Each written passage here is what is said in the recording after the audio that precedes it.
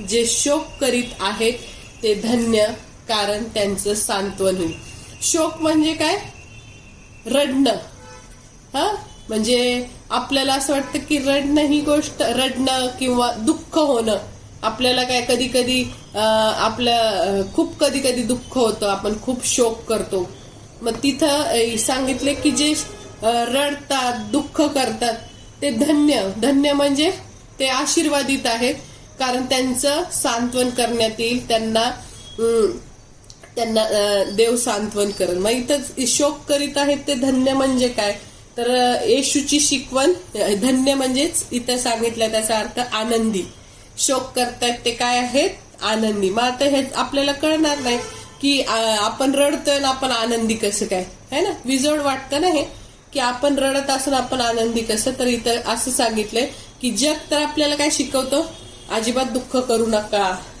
तुमचं जर मन दुःखी झालं तर फिरायला जा, मूवीला जा, कुठंतरी मन रमवा, काही करा, आपण तुम्ही दुःखी राहू नका असं आपल्याला जग काय करतं?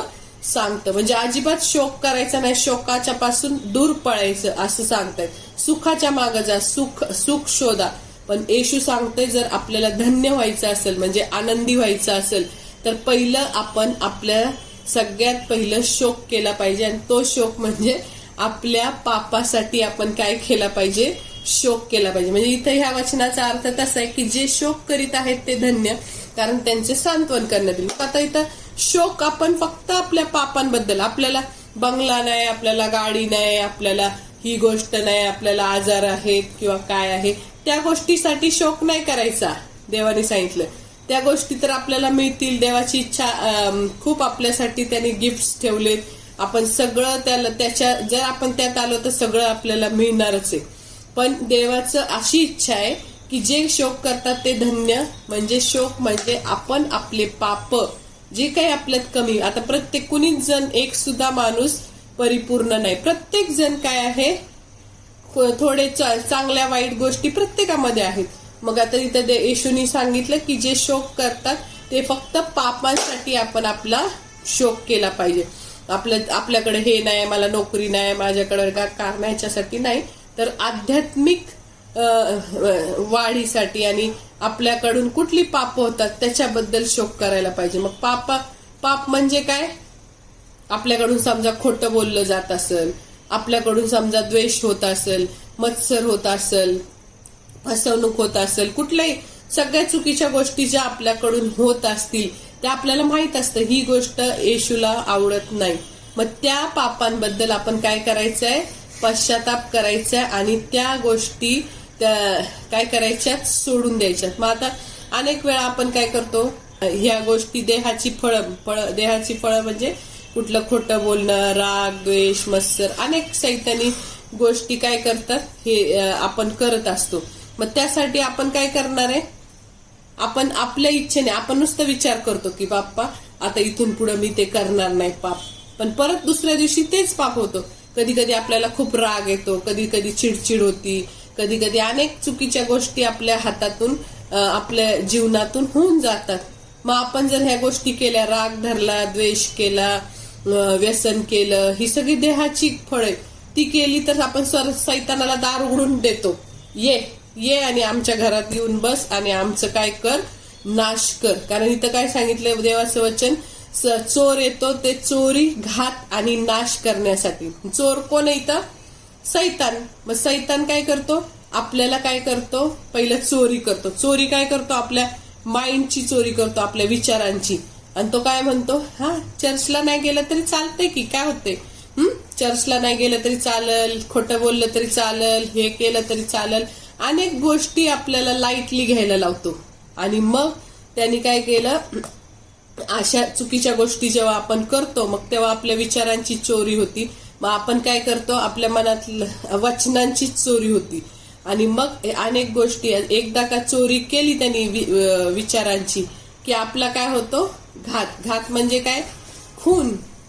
म्हणजे तो चोरी करतो, खून करतो आणि नंतर पूर्ण नष्ट नाश करतो. मग ह्या गोष्टी आपल्या जीवनात व्हायच्या नसतील तर आपण काय केलं पाहिजे? आपल्या पापांचं काय केलं पाहिजे? पश्चाताप केला पाहिजे. मग म्हणजे आपण काय देवासमोर जायचं, गुडघ्यावर जायचं, देवाला म्हणायचं, देवा माझ्याकडून हे रोज पाप होतं, तर मी हे पाप काही केलं तरी विचार करतो, ह्याच्यातून हे बंद करायचं, पण पुन्हा माझ्याकडून ते पाप होतं. मग त्यासाठी जायचं गुडघ्यावर आणि म्हणायचं, देवा मला क्षमा कर ह्या पापासाठी, इथून पुढे मी हे करणार नाही, पण तुझा अनुग्रह, तू जोपर्यंत मला कृपा पुरवत नाही ह्या पापावर विजय मिळवण्यासाठी, तोपर्यंत मी काहीच करू शकत नाही. तू जेव्हा मला कृपा पुरवशील तेव्हाच मी ह्या पापातून सुटल, असं बोलायचं. आणि जेव्हा त्याची कृपा आपल्यावर येते तेव्हा आपण त्या पापापासून मुक्त होतो. मग आता खूप छोटे छोटे पाप. सगळ्यात पहिलं, आज मी सकाळी एक संदेश ऐकला, मत्सर करणारा वेडा आहे.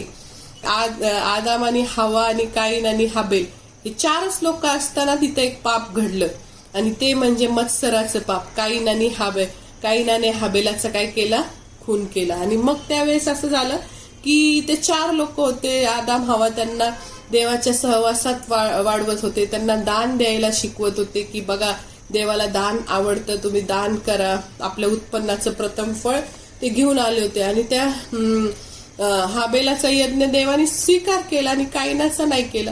मग त्या काईनाला त्याच्याबद्दल मत्सर वाटला. मत्सर म्हणजे काय, राग आला. त्याचं कसं हे केलं आणि माझं देवाने स्वीकारलं नाही. हाबेलाचा अर्पण देवाने स्वीकारलं आणि काईनाचं स्वीकारलं नाही, म्हणून मग त्या काईनाला इतका राग आला की तो संतापला म्हणजे काय, खूप असं चिडणं.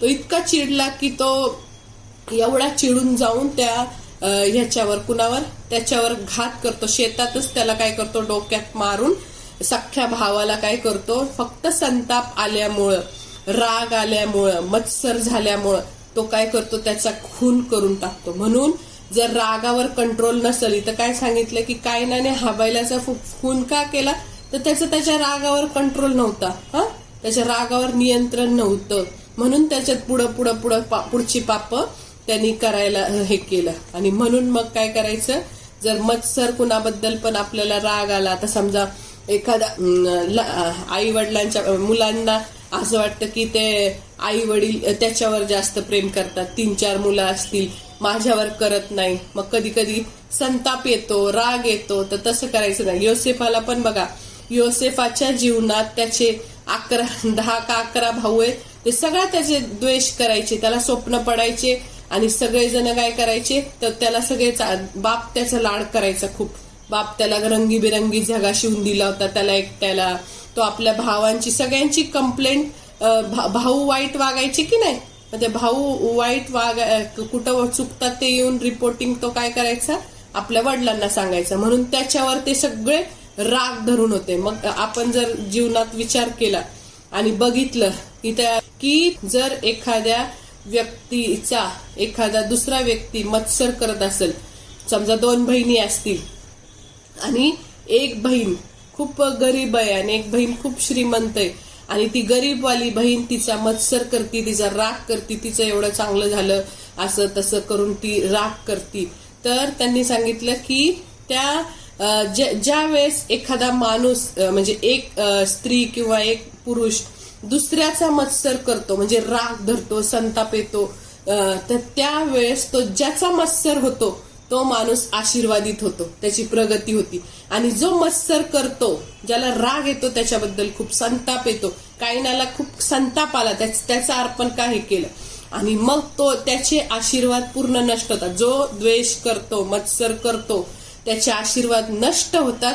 आणि ज्याचा मत्सर होते, आता बघा योसेफाचं आपण बघितलंय उदाहरण, त्याचे सगळे 11 भाऊ मत्सर करत होते, राग धरत होते, द्वेष करत होते. बघा हा स्वप्नदर्शी आला, आणि मग त्याचा जेव्हा मत्सर केला गेला तेव्हा त्याची काय झाली, प्रगती. आणि जर ज्या वेळेस असा, मग मी जगातले विचार केले बरेचसे की खरंच असं होतं का, तर मला पण माझ्या एक उदाहरण आठवलं की तिच्या नवऱ्याचा खूप तिचे सगळे नातेवाईक असे मत्सर करायचे, आणि मग देवाने इतकं त्यांना चांगलं केलं की आज ते एक मोठ्या चर्चचे पाळक आहेत तिचे मिस्टर. ती पण एका मोठीचं सारखं पेपरला नाव येतं की असं बघा ह्यांनी हा कार्यक्रम घेतला, तो कार्यक्रम घेतला. मोठ्या मोठ्या लोकात तिचं उठणं बसणं आहे. आणि तिचे मिस्टर एवढ्या मोठ्या चर्चचे पाळक आहेत, जे त्यांचा द्वेष मत्सर करत होते ते सगळे त्यांच्या चर्चला येऊन बसतात, त्यांना मान देतात. म्हणजे ज्याचा मत्सर होतो त्याला देव उंचावतो आणि जे मत्सर करतात त्याला त्याच्या पुढे नमवतात. म्हणून कधीही आपण काय करायचं नाही, राग धरायचा नाही, मत्सर करायचं नाही. म्हणजे छोटसच पाप आहे, आपल्याला कधी कधी राग येतो त्याच्याच त्या साईड घेतली, त्यालाच तिला तोच आवडतो किंवा राग येतो आपल्या त्यांच्या वागण्याचा, पण त्या पण गोष्टी आपण करायच्या नाही. आपल्याला कुणाबद्दलही राग यायला नाही पाहिजे. जर आपल्या मनात आला राग तर देवापुढे जायचं, देवा ती व्यक्ती त्याच्यावर जास्त प्रेम करती आणि माझ्याकडे दुर्लक्ष करती, त्यामुळे मला राग येतोय, मला मत्सर होतोय, तर मला अजिबात त्याच्याबद्दल मत्सर नाही, मला क्षमा कर आणि ह्या पापापासून मला वाचव, असं बोलायचं आणि देवा पुढे जायचं, पश्चाताप करायचा. आणि म्हणून ह्या वचनात लिहिलेलं आहे की जे शोक करतात ते धन्य, कारण त्यांचं सांत्वन केलं जाईल. म्हणून आपण आपल्या पापांबद्दल शोक करायचा, पश्चाताप करायचा. आणि पश्चाताप म्हणजे काय, पाप काय करायचं, सोडून द्यायचं. आणि पश्चाताप झाला, पाप सोडलं तर कुठला आनंद मिळणार आहे आपल्याला, तारण प्राप्तीचा आनंद होणार आहे. म्हणून आपण जे शोक करीतात ते धन्य, कारण त्यांचं सांत्वन करण्यात येईल. हे जगातलं सगळं जगिक जीवन सगळं व्यर्थ आहे, पुढचं आपल्याला अनंत जीवन मिळवायचंय. आपण काय करतो, नुसतं इकडचंच बघतो, इथं कसं मी सुखी होईल, इथं कसं माझं चांगलं होईल, इथं कसं मला आराम मिळेल, इथं कसं आयुष्य आराम मिळेल, ते नाही बघायचं. आपल्याला त्रास झाला उठायला तरी उठायचं, चर्चला जायचं. काही आपल्याला आजार तर असतातच काय ना काय प्रत्येकाला 40 नंतर, तरी चर्चला जायचं, रोज बायबल वाचायचं. अनेक गोष्टी ज्या आहेत त्या आपण आपल्या करायच्या आणि देवाला आनंदित ठेवायचं.